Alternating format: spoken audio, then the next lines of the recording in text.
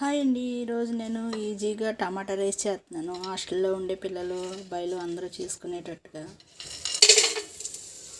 ఇలా rice cooker పెట్టేసుకొని సరిపడగా కొంచెం ఆయిల్ నెయ్యి వేసుకుని గరం మసాలా అంతా వేసేయండి. మసాలాలు కొంచెం మంచి ఫ్లేవర్ వచ్చేదాకా వేయాలి.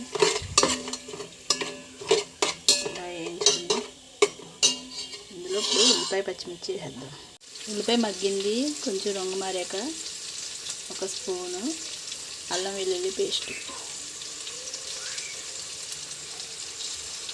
అల్లం వెల్లుల్లి కూడా మంచి వాసన వచ్చేదాకా మగ్గిపోయింది.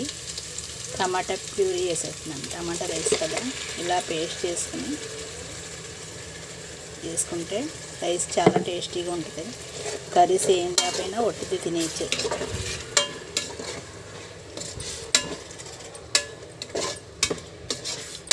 ప్యూరీ అంతా బాగా మగ్గాలి.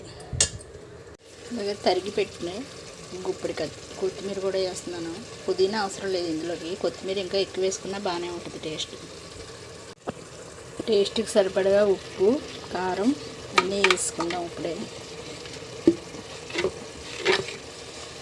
చేతితో తీయడం వల్ల వేసానండి అన్నీని. ఉప్పు, కారం సరిపడగా, కొంచెం బిర్యానీ స్పైసీ కోసం మసాలా వేసాను, గరం మసాలా టేస్ట్ బాగుంటుంది. టమాటా ప్యూరీ బాగా మగ్గిపోయింది. రైస్ కొంచెం సేపు ప్యూరీలో మగ్గించి అప్పుడు వాటర్ వేసుకుంటాం. టమాటా రైస్ అయిపోయింది.